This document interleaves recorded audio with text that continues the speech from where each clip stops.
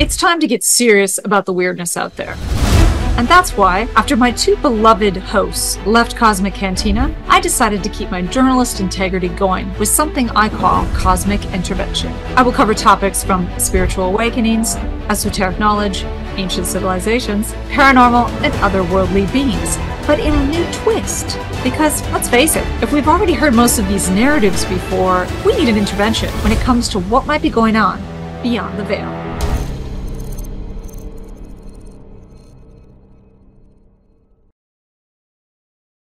July 13th, 2024. Gunshots and screaming are heard at a Trump rally in Pennsylvania. A historic day in American politics, no matter what side of Trump fits into your belief system.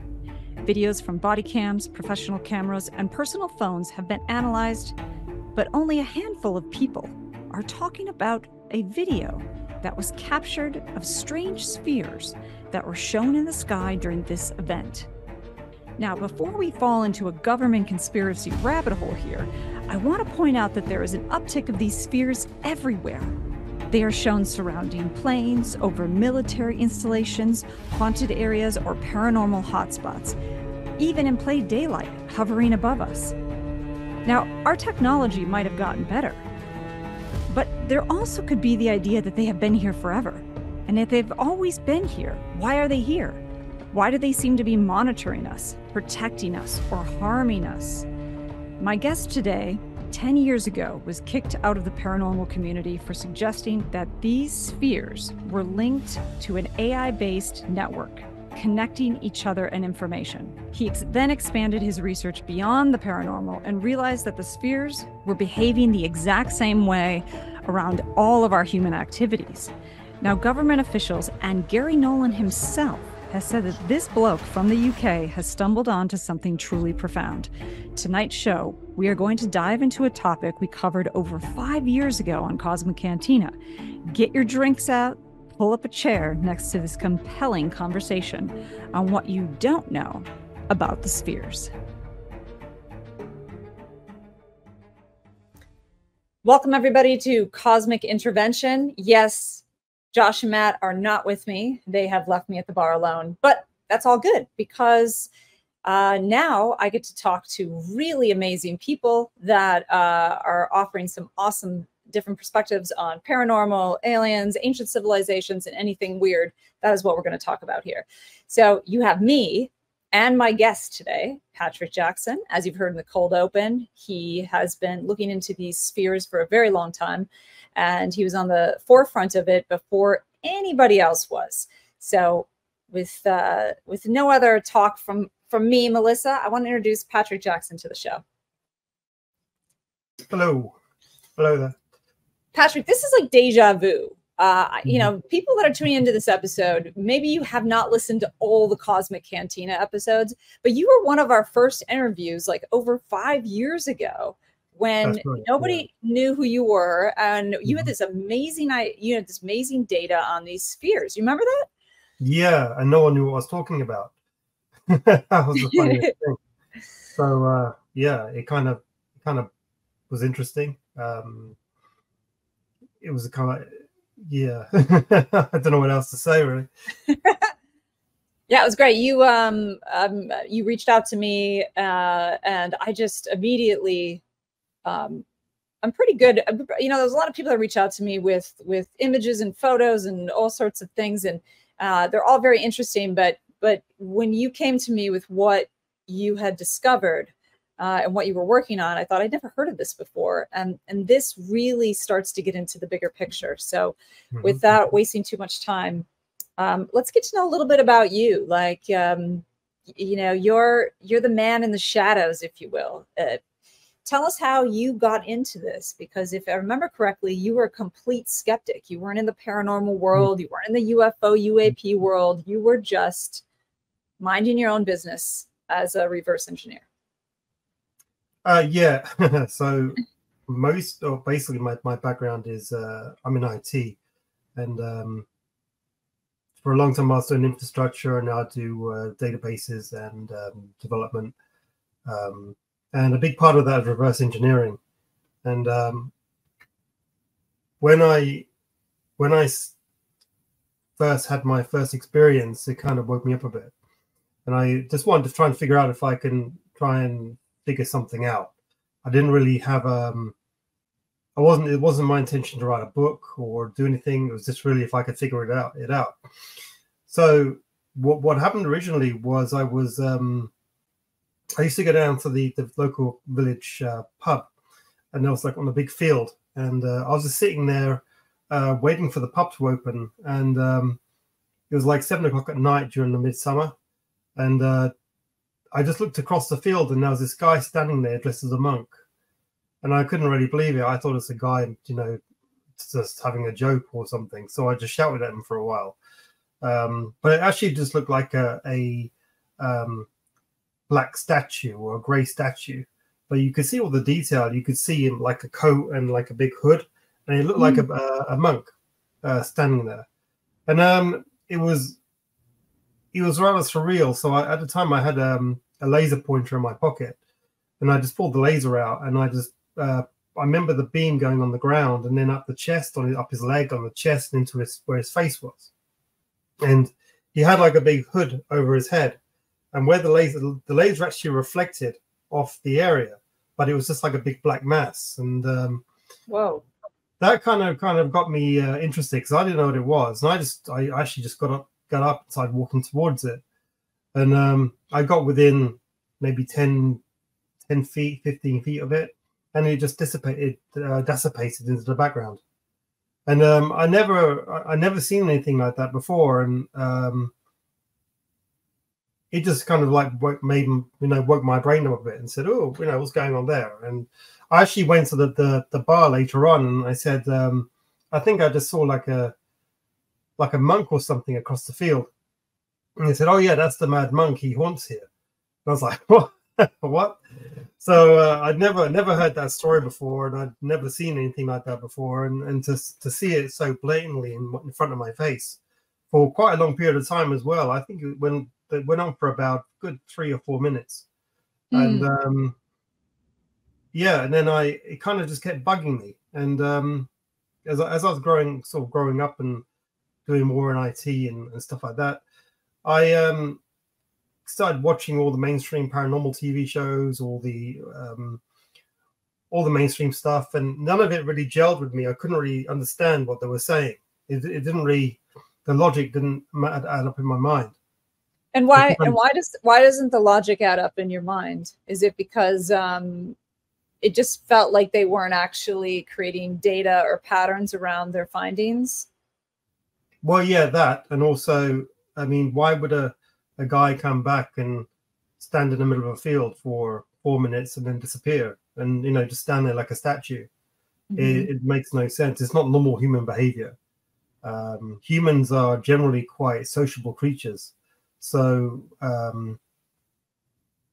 it's the behavior pattern didn't seem to match, and it just kind of. So I started watching all the mainstream stuff, and it was all the same. It was all the same patterns, all the same kind of experiences. By the end of the night, they found nothing, and they just then closed the show, and it went on to another location. And but it didn't make any sense to me. And I just I got to a stage, I think it was in 2013, 2014. I thought, I'm just going to give it a try and see if I can spot anything or notice any patterns, or just give it a try. Because I mean, at work at the time, I was like doing big projects, and I was doing all right at it. And what I do is nothing special. It's fairly common in the IT industry. But I have to say, this is pretty common for people who have experiences, right? They're minding their own business. They're going on with their human existence, and then something supernatural, paranormal, alien, whatever you want to call it, happens, and they can't get it out of their mind. Did you think, now looking back in retrospect, I mean, 2013 was over 10 years ago. Did you think that this happened to you for a reason, that you were supposed to look into it? The fact that it kept you up at night and you wanted to figure out the truth of what you saw, did you think in some way it happened for a reason? I don't know if it was like I was supposed to see anything, you know. It was just, maybe I was just lucky because other people have seen it as well. Maybe I was just lucky, and it's the only time I've ever seen it, and the last time I saw it as well. I haven't seen anything since like that.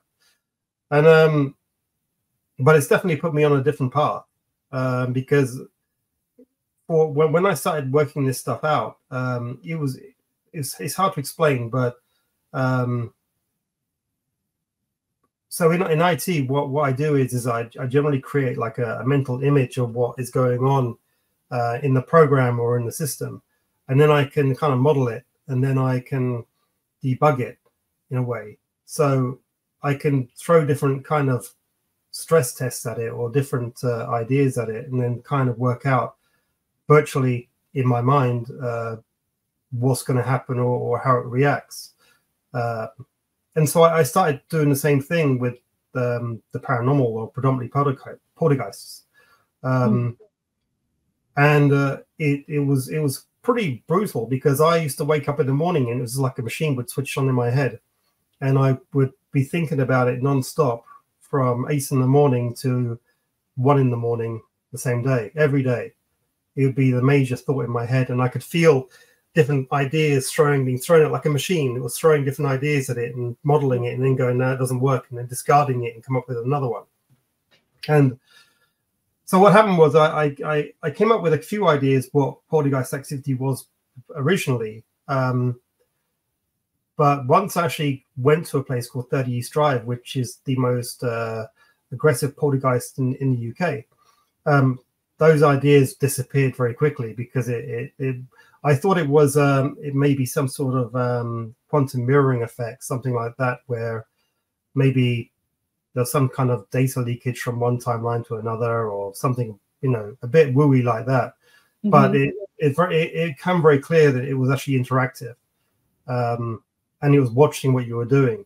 So it clearly wasn't like an error in the universe or in nature. It was actually something that is watching you and then reacts to it. And so explain that in layman's terms. I mean, because people that do paranormal investigations will say the same thing. You know, something's watching you and they're reacting to you, throwing things at you, ringing bells, you know, hitting buttons, you know, whatever. But you're specifically talking about something else. You're talking about a different kind of response mechanism. Explain that to us in the paranormal field before we jump into aliens. So the thing is that when I was doing my test at 30, within 15 minutes of being in the building, I just said a simple question. I said, "Is anyone here?" And straight away, the coal shed door downstairs banged 8 times, and we all went down there, and there's no one there, and it's a sealed door. You can't get into it, and so it was things like that. So I kind of knew that we were being watched, but I didn't know what was watching us or why, and I didn't understand the behaviors of it at the time, and it really confused me for a long time because it just didn't make any sense. And it's understandable why the mainstream kind of believe that this is dead people and spirits and stuff, because they always kind of, you know, relate it to something that they feel comfortable with. But in fact, what I found very quickly was that the patterns that I was seeing were not human patterns, but machine-like patterns. And then what I realized was that you're actually dealing with a form of advanced AI. And in fact, now I've kind of got so good at it that I can trigger it on demand, pretty much. So we're looking at 30 East Drive right now. This is one of the most haunted places in the UK, correct? Yes, that's correct. And then you built a device, correct, to trigger it, like after this experience, correct? So that's what you're talking about. It took a little while for me to figure out what was actually causing it, but once I figured it out, one thing leaded onto another, and I came up with a code that you can run that will trigger a response. Yeah. And then what was this code like? For instance, I'm not a coder, but is it are we dealing with a binary code? Are we dealing with I'll explain that. I mean, that doesn't seem very advanced to me. I mean, am I wrong? Well, the way I look at it is like if it's AI, it can understand what you're trying to tell it. So all I'd done was I kind of figured out a language it understood, computer language that it understood. And then what I did was I encoded a message into it, and then I just looped it, and then converted the binary into sound, and then put that into an app. And then I got a team, actually, like a third-party team, just to go who were in there at the time to try it, and straight away it started interacting within seconds. Wow, that's pretty interesting. How did you come up with the code? See, this is where I think is really interesting with your backstory. You're a complete skeptic. You have this experience. You then that experience just cannot let your brain go. And you keep trying to figure out how to communicate with this activity that's happening in the house. And then you create a device with a code that then kind of irritates. Is that the right word? Irritates, well, kind of. Yeah, whatever the energy is. And what you've noticed is that anytime that you, I'm just paraphrasing what you're saying, anytime that you play this code, that it irritates these spheres, and then you're able to capture the spheres. Is that correct? Where you spot them, or you can detect the electronic emissions. So one of the main electronic emissions, what I detect a lot, is static, like a lot of static. It appears that the byproduct of a field-based propulsion system is static. So I designed these devices to sample the static in the area at the time, and then anything that goes above that threshold will then trigger like a light to go off or something. And yeah, here are the spheres. I mean, these are what I term as the Type 3 spheres. They're baseball-size Foo Fighters effect. They're the same things what we saw during World War II, except the ones in World War II are much larger. These are smaller variants that operate in all haunted houses. It's not just that East Drive, but it's all of them. So for people just tuning in that are hearing this for the first time, or maybe they know a little bit about it, so you started with paranormal, and this activity is happening in a house. Now, you're triggering it, you're getting some response. So now you know you're interacting with something that you feel is maybe like an AI technology or some kind of technology that maybe is not human. But why is it in the house? Before we go into Foo Fighters and aliens and all sorts of stuff that's outside this house, why is it in this house? Like, why pick this house? No, it's a good question. So what it is that the Type 3s, they operate like satellites in reverse. So like we use space to relay signals to, and then they relay signals across the planet. What's happening is that the spheres, the Type 2 and the Type 1 spheres, are relaying signals down to the Type 3s in the building, which are then in turn relaying along a path along other Type 3s in a row. If you look at the UK, for example, you'll notice that the most haunted houses in the UK are all in lines and clusters, which are of similar distance apart, which means that it's very similar to our own microwave-based communication networks. And it seems to follow environmental topology as well. So it works around topology, elevations. So you've got three. You're saying there's three different kinds of spheres, and they all work together. And the ones that you found in the house are the ground, the ones that are kind of monitoring certain areas that are desolate, per se, because that house is, no one lives there, right? That's right. But it's like any network. It has to go where it goes where it needs to go. So it doesn't always choose where it can go. It goes where it needs to go. So it's a lot like our own cellular network. Some people have, cellular towers outside their house. It's the same kind of thing. It goes where it needs to go. But what is happening is that they're using buildings to master electronic emissions. So what's happening is that most of the time they're dormant and they're in the house, but no one really knows they're there. And then they'll get a signal, they'll come online. And at that point, they'll start producing high energy emissions. And then when they start producing, they produce two types of emission. One is microwave and one is gamma ray. And then what happens is that when these gamma rays or microwaves get to such a point of energy levels, they will cause disturbances to move people away from the emissions. So it's actually in line with the inverse square law of radiation, which means that the further you are away from the radioactive source, the safer it is. So in the case of 30 East Drive, it bangs a coal shed door, like I said. And if you actually look at the layout of the house, you'll notice that it's actually the most furthest and most shielded part of the building, which is from where the seer is, which is in the attic. So it's trying to push you to safety. So so basically they find a location, they've decided to put out their emissions because there's no one there, there's no humans there, no one lives there.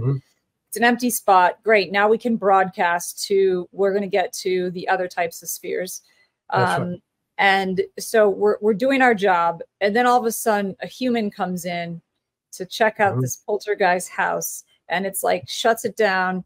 And then it gives off some kind of vibration that, I mean, this is where you have to explain a little bit more, where it either gives shadowy figures or it creates some kind of fear in humans to then back away. Yeah. So explain that a little bit. Like, how does it create shadowy, like the monk or these creatures, like these shadowy beings, or, you know, how does it do that? How does it create that? Or is that creating an image in our mind? So when it actually causes things to move, what it's really doing is redirecting its propulsion system onto objects, which commits force. So if it's a door, it'll open the door or bang the door or knock something over or push something down the stairs. That's one way it does it. Another way is it uses, I suppose you want to call it like photonic masking, where it can actually, it looks like a black mass. It creates like a bubble around itself, and it creates like a black mass effect. So it's what people see mostly are them in the basements and attics of houses. So, and they look like a fast moving black mass that whizzes by really fast, like instantaneous acceleration and stopping as well. It moves in a digital way. And that's what it is. And people think that they're, you know, spirits or dead people and stuff, but really it's just a form of camouflage. So this caused like a huge uproar. You came out with this hot on Facebook. I remember this, you know, 2013. People were not happy with you. Nope. The paranormal community was basically pretty upset because it makes it sound like everything they're working on is dog crap. So you got a lot of pushback for this. And I got more abuse than I think anyone out there. But the thing is that I say to these people who, you know, the people who are celebrities and all that, I said, well, what have you figured out in the last 20 years of what you've been doing? Well, you've been doing this full time, you know, 20 years. What have you figured out? And they just block you, you know, or they don't want to talk to you. They don't want to engage with you, you know. Really, what it is that paranormal activity is more of a religion than actual science. So as a result, there's a lot of pseudo sort of science behind it, and people will believe what they want to believe. You know, I can show someone my work and I can explain it and I can trigger it and I can demonstrate it, and then an hour later they're talking to spirits again. So I can't really help them. I mean, I have a controversial question for you then. I mean, I think your work is amazing. We're gonna keep diving into how this plays into the bigger picture of where we are right now in the world, and maybe some of the stuff we're dealing with. But I mean, do you believe, just on a different level, do you believe that there could be some other kind of beings in another dimension of time and space that are also there, that, you know, not necessarily what you're talking about in this interview, but on another level, do you believe that there could be beings? Yeah, definitely. It's just but what I focused on was specifically poltergeist activity, because all the behaviors are the same, all the patterns are the same. And the interesting thing is that you can measure poltergeist activity going back through history. And I think the first one was in the 4th century. So this is how long that these spheres have been here, since the 4th century. I mean, as much as you know, they could be here longer. I mean, maybe Probably we'll find longer, a carving in one of the temples of Egypt, and it will be. Exactly. But it makes sense for a lot of things though, because there's a lot of other effects. You see, like people who go into these buildings a lot, they suffer with headaches, they have fatigue, they have they feel tired, they feel sickness. It's and if you actually map all their symptoms, it's pretty much matches the same as low dose radiation poisoning. Right.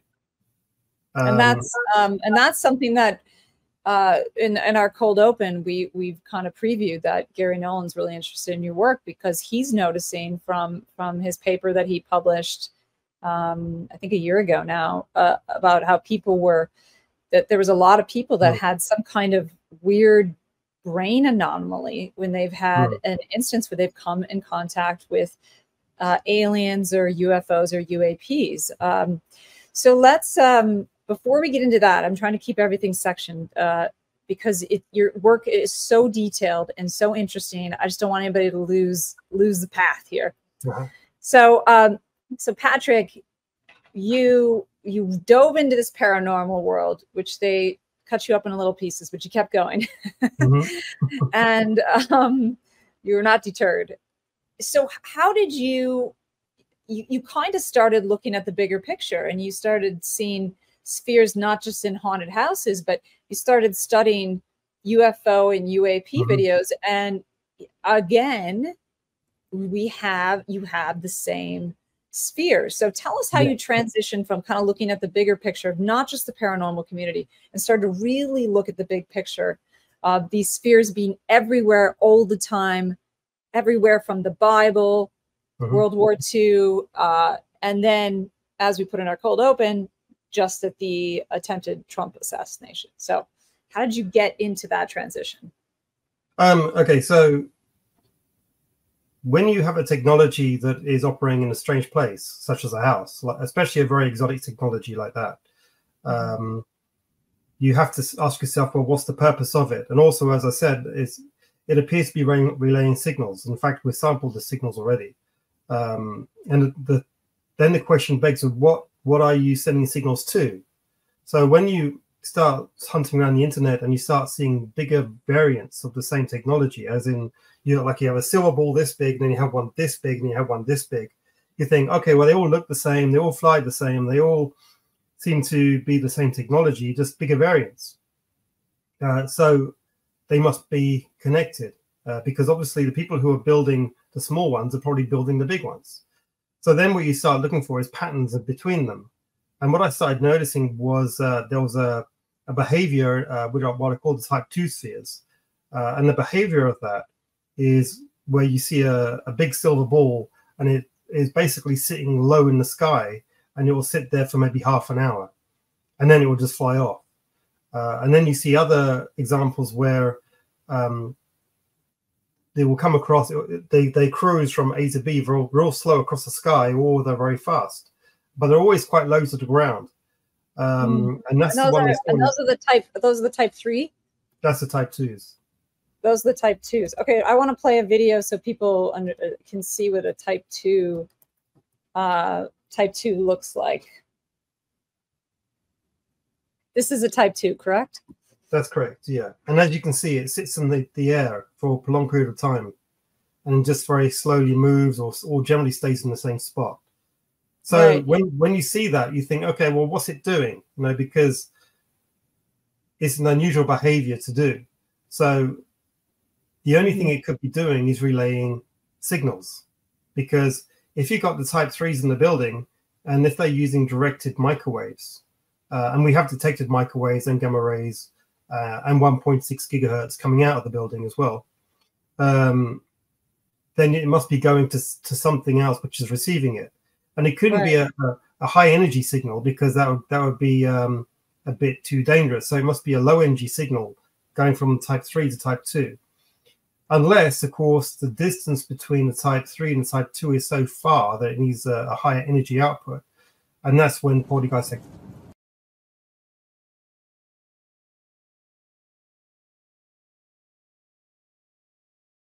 That was a video of a type 3, which That's we've right. been talking about, that are in the poltergeist type houses and stuff like that. And they're on the That's ground, relaying information from the ground up to the type 2s that we just saw. That's and right. then the type 1s are doing what? Because They they're all create each other.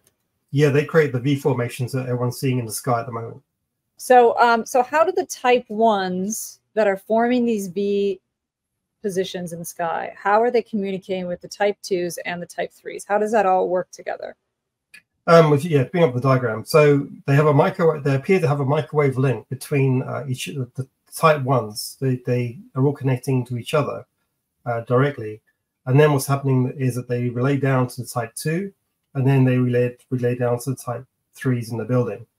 And the type 3s will then relay it to either the control center, wherever that is, or to other clusters up in the atmosphere. So it kind of like routes around and loops back up again. As a result, what it does is that because all the signals are away from the target that it's pointing at, from the target's point of view, it's actually undetectable. So in the same way our own stealth fighters will use satellites to relay their own signals and communications to, because it's away from the battlefield. So it'll go straight up to and across the sky. This is relaying downwards. As a result, they intercept and triangulate on these other UFOs.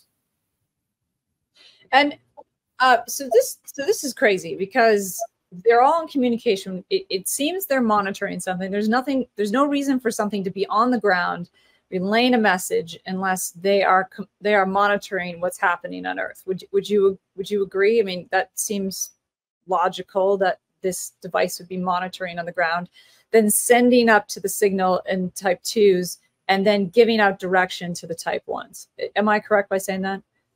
So, as I said, the type 3s operate like satellites in reverse, but they use a thing called burst relaying. So they're not relaying all the time. It only comes online when it needs to, and then it starts doing its burst relaying, and then it's using the building itself to shield the electric emissions, which means that the network itself just blends in with background radiation. So from the craft that's say 100,000 feet up in the sky, it just won't detect it. It just all blends in with background radiation. And then the next thing it knows is it's surrounded by spheres up in the atmosphere. That's how it rolls. And from what I can tell, the whole thing takes about 45 seconds. Wow, 45 seconds. So how many of these have you been able to track, the concept of the relaying of the information, and then the kind of formation around a UAP or installation or whatever they're guarding? There are I would say hundreds of videos now of the type 1 V formations. And then what you have in all the videos, you'll have the V formation, then you have the type 2 behind it. And you can always tell where the target is, because the type 2s will always be behind or in the safe zone, if you want to call it that. So if the target is up here, you have the V formation here, and you have the type 2 here. And then you actually might have another type 2 here as it relays across the sky, which or over mountains or over topology. And what it appears to be doing is that the type 1s are using a process called trilateration, where they're using 3 points to target an object in 3D space. It's like a mathematical process. Wow. Okay, but why? But wait, we have an image queued up here. So is this what you're talking about here? That's correct. Yeah. Okay, so there's the 3, and then there's the kind of the relation. So tell me, break down the calculations of math. You know, I love patterns. You know, I produce code 12. Everything's in patterns of 3, 6, 9, 12. So here we have something paranormal, possibly alien, and we have this triangulation of 3, and you said it's a mathematical calculation. What is that mathematical calculation? I'm not sure. I know the trilateration, but it's a big equation. I can't or the equation. Yeah, it's a huge equation. Well, that trilateration is a huge equation, so I don't have it in my head. But you can see the process pretty quick, quite easily. So you have like the type 2s there, which then talks to the type 1V formations. The triangle itself operates in a flat way, and it will move like this as one, or rotate in the air like this as one. And again, what it's doing is it's tracking the target and using those 3 points to get an exact position on it. All right, so now the big question. We've kind of figured out, we've explained to the audience the spheres and the research you've done with the spheres and how they communicate, how they work together. All right, now big question. We are at a point in our civilization as humans where we are still debating if aliens are real or not. You know, the government's now involved. There's tons of disclosure movements that are picking up speed and whistleblowers.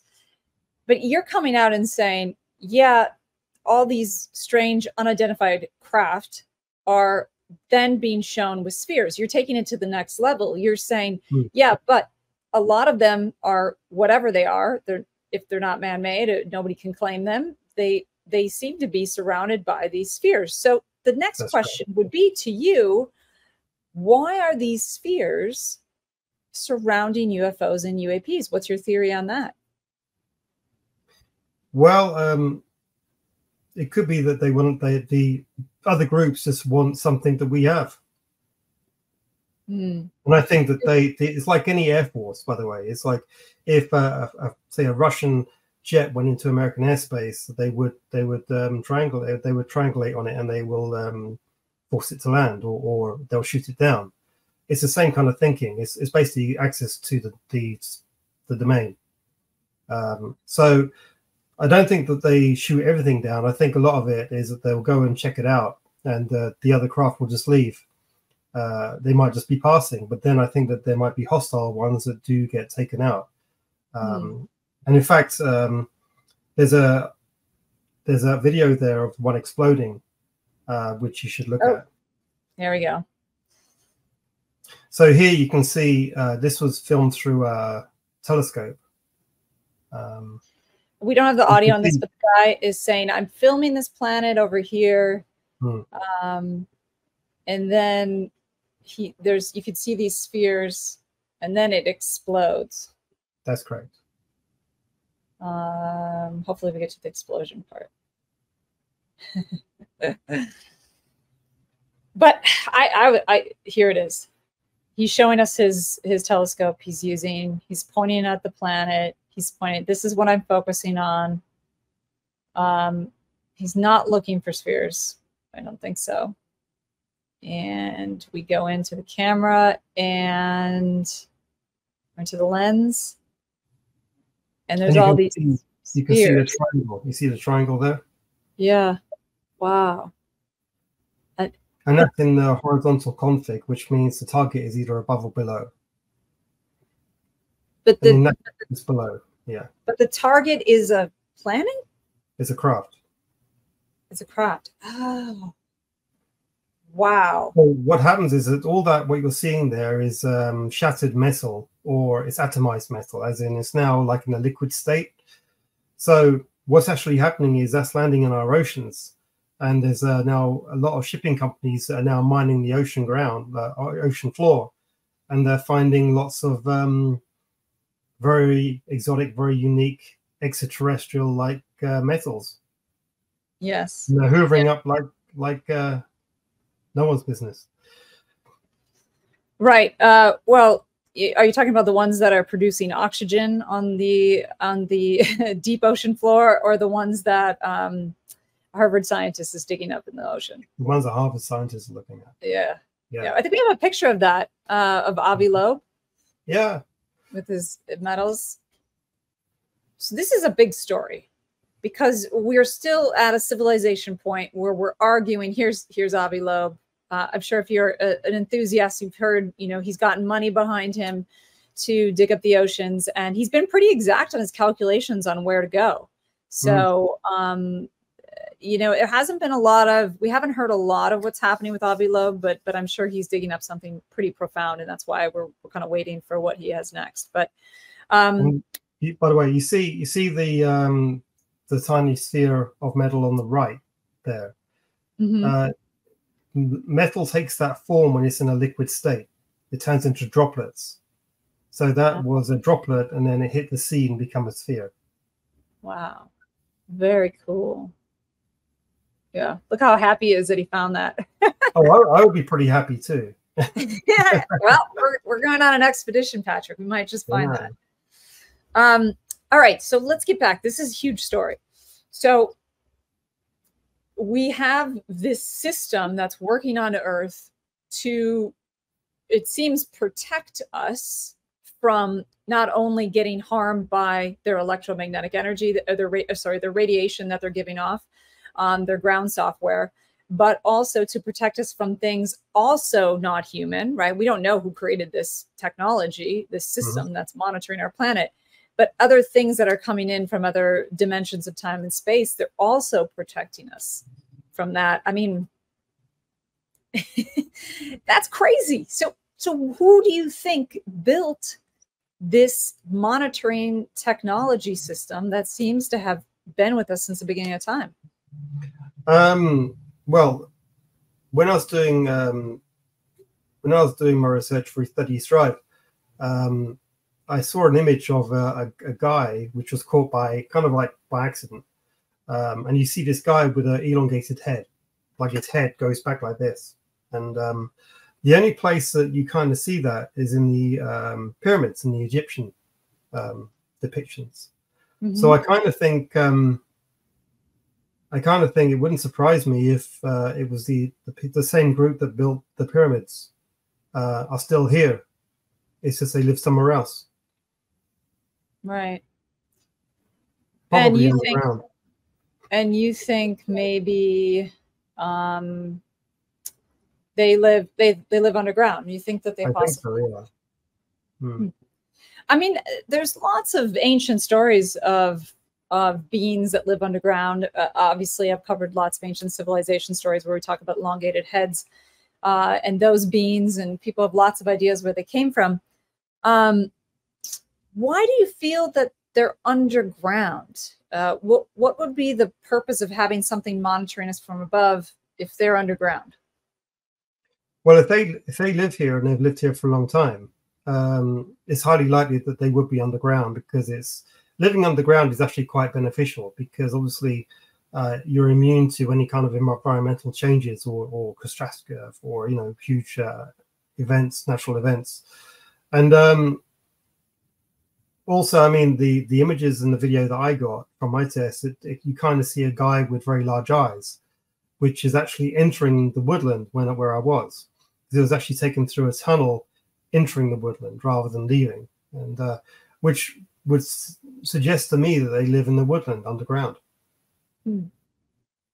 Right. Now, if you have a group or a high IQ group that lives underground, and let's say that they created us in history, and let's say they have an IQ level around 300, and we have an IQ of 100, you have to ask yourself, well, what's the point of genetically modifying a primate or blending with a primate?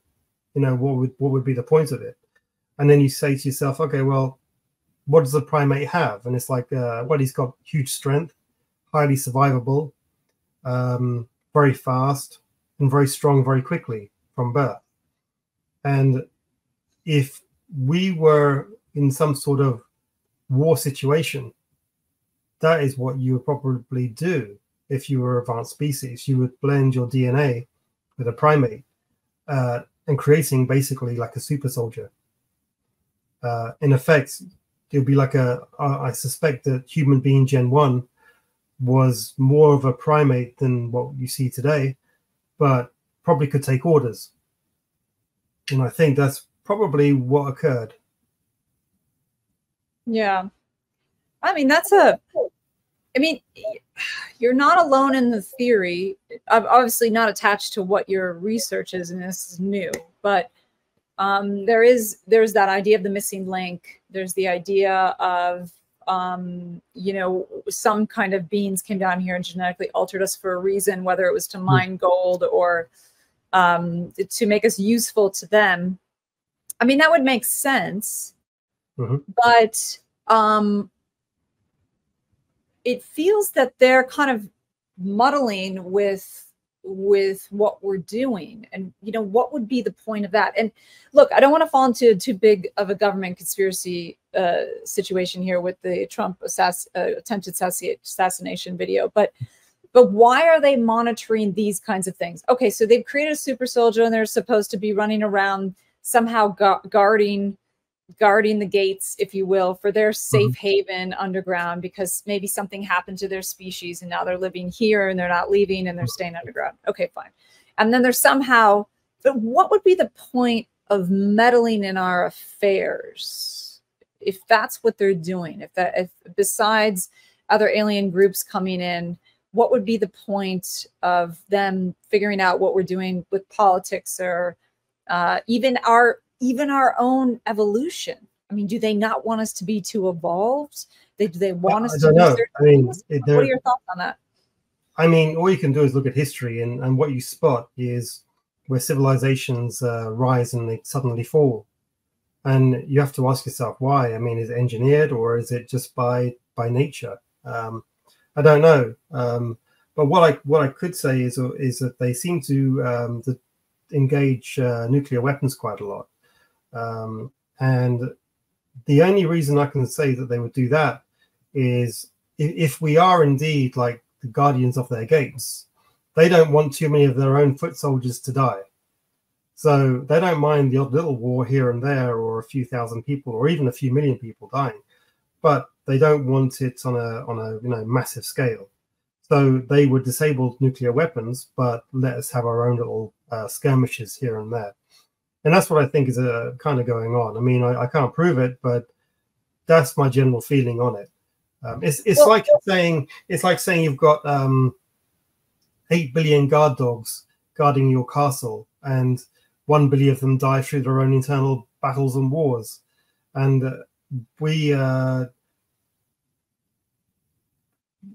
from their perspective, it's like, well, there's still 7 billion there to guard the gates, so it's okay. But if nuclear weapons were deployed, then that might be down to 20 or 30%, and that could be a problem. Right, and we do see a lot of spheres that are over military bases and missile silos. I mean, it's definitely been also UFOs and UAPs as well. But okay, let's just say all this is true, and you've got this race that wants to survive, and they're really advanced, and they're monitoring us like Hunger Games on the surface, like guarding their gates. What about, so you have these different alien groups trying to intervene. Could these other alien groups trying to intervene with us, could they actually be a benefit to us?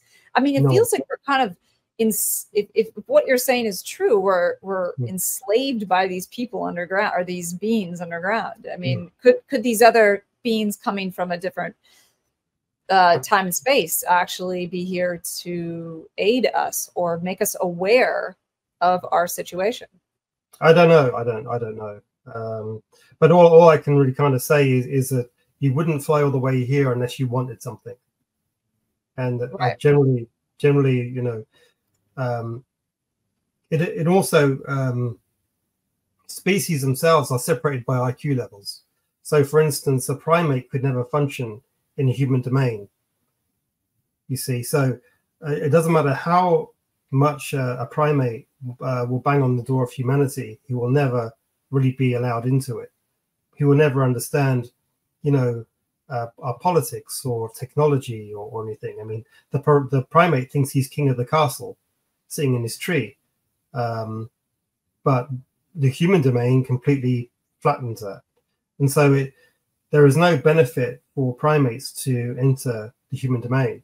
And maybe it's the same with humans and other groups, whereby there is no real benefit of us entering their domain. It might just be too much for us to process, too much for us to deal with.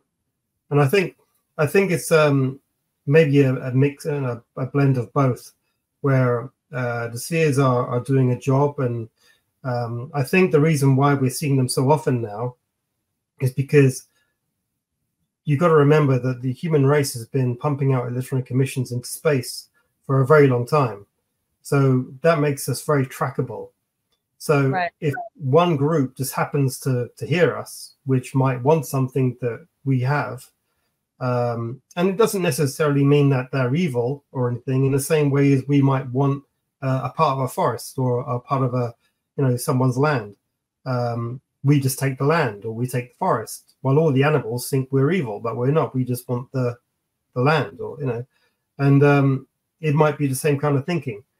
And the seers appear to be engaging these other craft and saying, you can't come in, or doing it by politics or by force.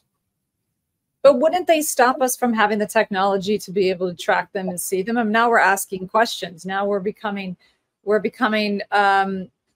not the ants in the ant farm, type of thing. We're becoming aware. Like, that cannot be part of the plan unless it is, because now you have this whole body of research. I always think I'm very big into talking about the simulation talk, and could we be living one, and all of that, because of all the patterns that we humans create and everything around us in a pattern, right? So we're speaking about this in a pattern, but one of the things that always comes up when I'm interviewing people about the simulation theory is, well, why is the simulation allowing us to ask if it's a simulation? Like, the simulation would just wipe you out for even thinking about that, because it wants to continue with the simulation. But for some reason, if all that's true, we're allowed to ask that. So the fact that we are allowed to have this conversation, that you're allowed to collect all this data from these kind of overseers, we're theoretically talking now, but what do you think that the purpose of that would be? To make us aware? Do you think that we actually are useful in some other way besides the guard dogs? Maybe every group has been created for a reason or something. Everyone has to have parents of some sort, I suspect.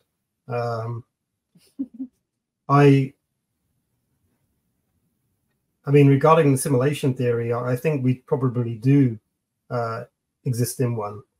A good example of that actually was from Elon Musk recently, where he said, we never dream about our phones or computers, even though we're always looking at them. It's like our brains can't, or the simulation itself can't create machines within machines. So, and I even tried it myself. Actually, I tried to dream about using my phone, and I got to the point where I could look at my phone, but nothing would work on my phone. So it's kind of like, as I said, the machine can't create a machine. It can only, and also what I kind of noticed is that your dream states are mostly read only as well. It's not like you can write to it. It's not, as I said, like when you flick a phone, that's read write, because you're writing back to the operating system. When in a dream state, it's kind of like read only, where you're just getting the information. You're not actually writing anything back. So that's kind of interesting, and it's and I think that's quite a common occurrence as well. People can't seem to process that in their dreams. That's really interesting. It could be a case of, we do live in a simulation.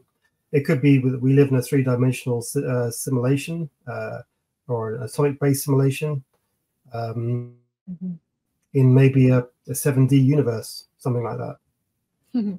Yeah, we're being able to kind of rip the curtains back a little bit. How does the government feel about all your investigations? I think you told me that you've reached out to a U.S. senator, correct? Oh yeah. Well, we gave her a paper about a year before the UAP hearings. Who was it again? Who was it again? Senator Gillibrand. Gillibrand. How do you pronounce it? It's one of the two. And we gave it to her, and in the beginning we yeah, we're going to have lots of meetings with her and all sorts of catch up and follow ups and stuff, and just went silent. Just the door shut. Even we went to her office and just wouldn't come. I think you might have gotten too close to the mark. Well, I mean, I've also heard from other sources who are kind of like in touch with the intelligence services and stuff, and they say that yeah, I think Patrick's pretty much nailed it. I think he's right. That's what the message was from indirect sources. But it will never go. You know, you got to understand, it will never go official. There will never be any official thing from that, because you've got to remember that most of the world doesn't care about disclosure. It doesn't care about aliens. They're too busy living their own lives. And we kind of depend on countries that are very, very reactive in religious sense or in social senses. So there's very little chance of the government actually saying anything. Hence, when the spheres went public in the hearing, everyone stood up and said, "We don't know anything." But you see, the thing is that the spheres are. The thing is that the spheres are now seen every day somewhere, and every day, literally every day, there's a new video somewhere, and it's always the same process, doing the same thing, and it's exactly as I shown a few years ago, and it's just silence from because it is a hot potato, it really is, and it's. But the interesting thing is that the formations are also seen in religious imagery as well, or depictions. Yeah, like you see there's like a 3 points in the sphere with Jesus holding it, and it's like, well, this stuff, as I said, if the type 3 spheres are responsible for poltergeist activity, you can measure it back to the 4th century. So this is how long. Or even further. I mean, or even further, yeah. You know, these are things that Plato talked about without getting into complete quantum physics. But the idea 3, 6, and 9 and 12 are significant in some kind of energy system has always been something that's been talked about, right? And I think, I mean, I really feel that you're going to figure that out, that you're going to figure out why the 3 need to be together and how that works in some kind of energy system. So, I mean, more to come, more interviews to come on this subject, but this is really fascinating. It's definitely heating up, and you're definitely getting universities and people to really take what you have seriously. And I'm really happy about that. Because it's been a long time coming. We've been talking about this for a while, and you've some fascinating research. And this only opens the floodgates for you to get more data to add it into your pattern system. And one of the things that I always think is important, I know there's a lot of journalists out there that only want to they want to really fight for that one angle that they're trying to get across. But for me, I really think that the more evidence that we can prove that there's a pattern, whether it's paranormal or aliens or ancient civilizations or whatever, I think that we have more grounds to actually speak about something, some kind of truth happening. And to me, this is the most truth that I've heard about investigating paranormal activity and aliens in a very long time. So pleasure having you on the show. We're going to have you back because there's going to be new stuff coming out. I know it. Oh, yeah, definitely. I mean, to say there's lots of things going on. I'm just glad it's finally coming out. It's taken me years. Yeah, right. And I'm glad that the monk visited you in the park, because you would never be on this journey. And so for some reason, oh yeah, I'll be doing something completely different. Yeah, it's your journey. And most of the people I interview, they wouldn't be involved in any of this unless something would have happened to them. So that's pretty miraculous. Yeah. All right, Patrick. Thank you so much for joining us on Cosmic Intervention, a sobering experience into the paranormal and all the weird stuff. And I can't wait to see you again back on the show. Okay. All right. No problem. Bye-bye. All right, everybody. Thank you so much for joining Cosmic Intervention. And more episodes coming weekly, monthly. Tune in. Bring your own alcohol, BYOB. And we will see you next time.